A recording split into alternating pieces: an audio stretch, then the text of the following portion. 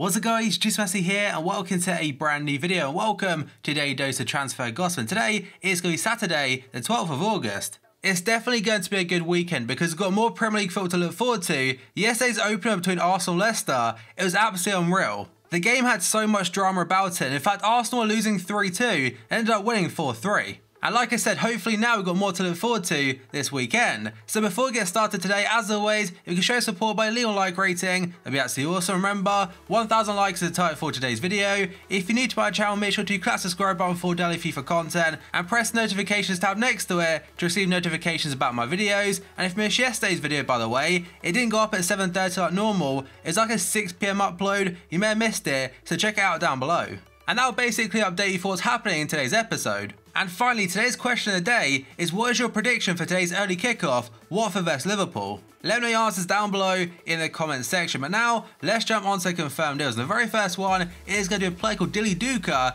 going to New England Revolution from Columbus Crew on a free transfer. Then move on to a player I believe in the past has actually gone to MLS All-Stars, Ethan Finley. And today, he has joined Minnesota United from Columbus Crew as well on a trade deal. And with the amount of transfers going through in the MLS at the moment, I'm not sure, but it does seem like there's a transfer deadline coming up. The next player in today's episode is going to Miroslav Stoch, who went from Fenerbahce to a team not on FIFA 17 currently, called Slavia Prague in the Czech Republic, and the fee for that one is £900,000. I'm pretty sure Stoch back in the day used to be a Chelsea youngster. Next up, we move on to Lewis Baker, who is a Chelsea youngster this time, going out on loan this season to Middlesbrough. Last year was at Vitesse, and he did sign a new Chelsea deal just before going out on loan. And now we've got a Japanese player called Takahiro Sekine going to FC Ingolstadt in Germany, and that is from Urawa Reds. And the fee for this one is just over £1 million at 1.04. The final confirmed today is going to be a loan deal in fact, and that is going to be Thomas Rincon going to Torino from Juventus, and the fee is a £2.7 million loan fee, so maybe an option to buy there. And he only joined Juventus back in January from Genoa.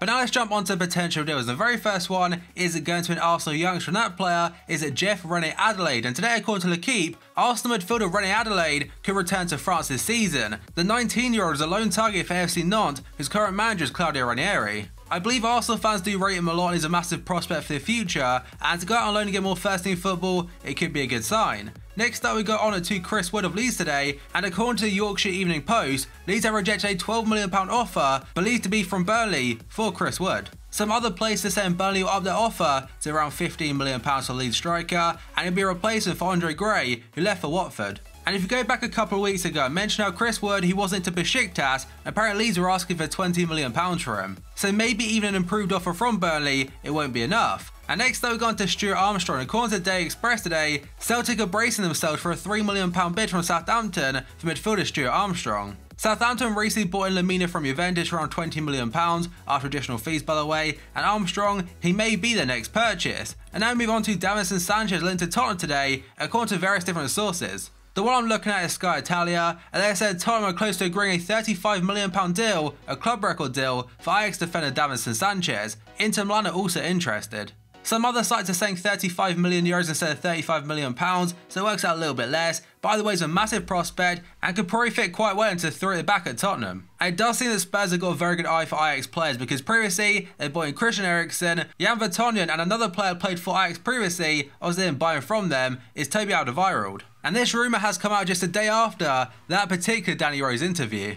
And next up, according to Tutto Sport in Italy, Juventus will switch their attention from Emre Can to Kevin Strootman after Liverpool refused to sell a midfielder. And it also mentions he's a top target for Juventus by the end of the transfer window, and that has prompted Roma to slap a €45 million price tag on the midfielder. So Juventus are still in the hunt for a new centre midfielder this season, and before Kevin Strootman it was Emre Can and Steven Nzonzi. Next up, we move on to Sergio Roberto, and he's also linked to Juventus today, according to reports in Spain. It simply says that Juve have joined Manchester United and Chelsea in showing an interest in Sergio Roberto from Barcelona. And I think the main attraction for Sergio Roberto from other teams is his ability to play at a high level in a lot of positions. And next up, according to AS, after selling Danilo to Manchester City, Real Madrid have set their sights on a €15 million deal for PSG right-back Thomas Meunier. And the player himself is actually pushing for a move to Real Madrid, as he doesn't want to play second fiddle or second choice to Dani Alves. Now of course there is some irony in that, because if he goes to Real Madrid, he'll be second choice to Dani Carvajal. It's pretty much the exact same situation Danilo was in before, but Meunier to Real Madrid is still a good signing.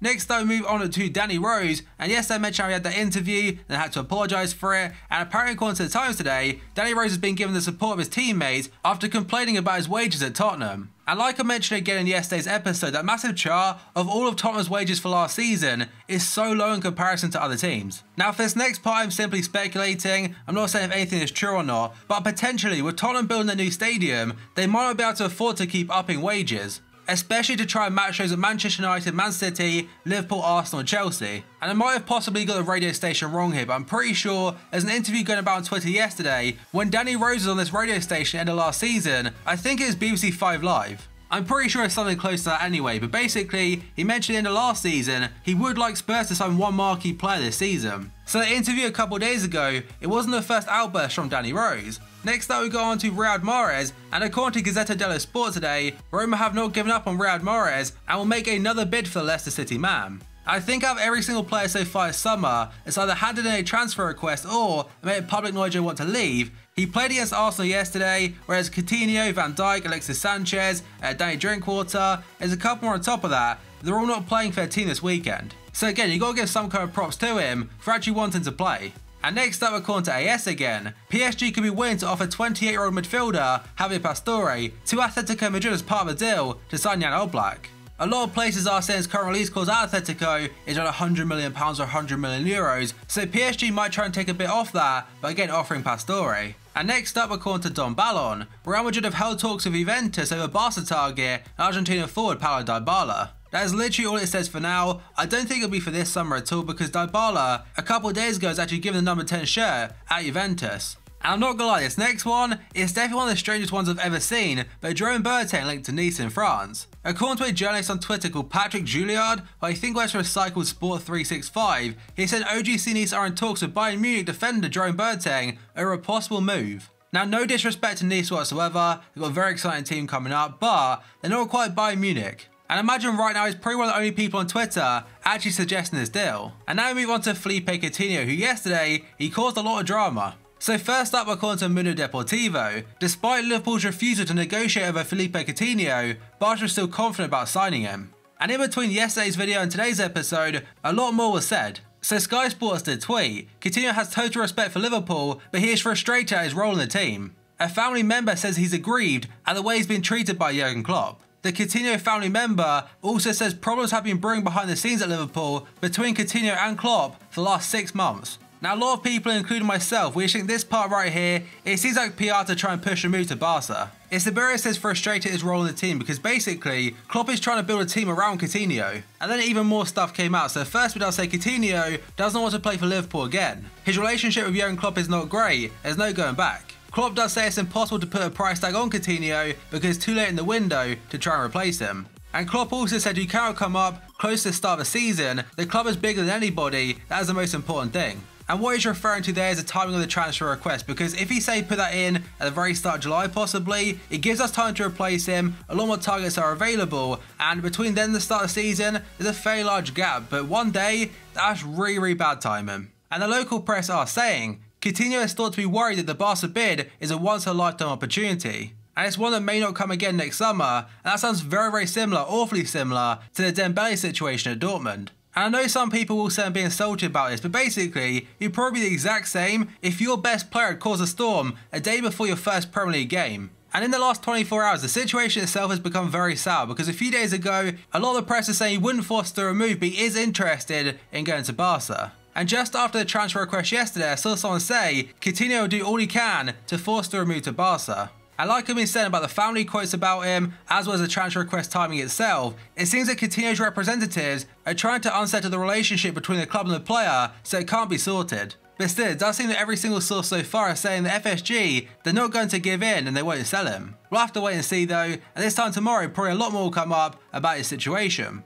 And another player linked to Barca today is going to be Perisic. According to Sport Italia today, via Football Italia, if Barca fail to sign Dembele or Coutinho, they'll pursue 28-year-old midfielder from Inter and Croatian international Ivan Perisic, who's a long-time target for Manchester United this summer. I suppose he's very versatile because he can play on the left-hand side, the right-hand side, or through the middle. And the final one today is going to be according to Sky Italia, and they're saying PSG have offered £140 million for striker Kylian Mbappé.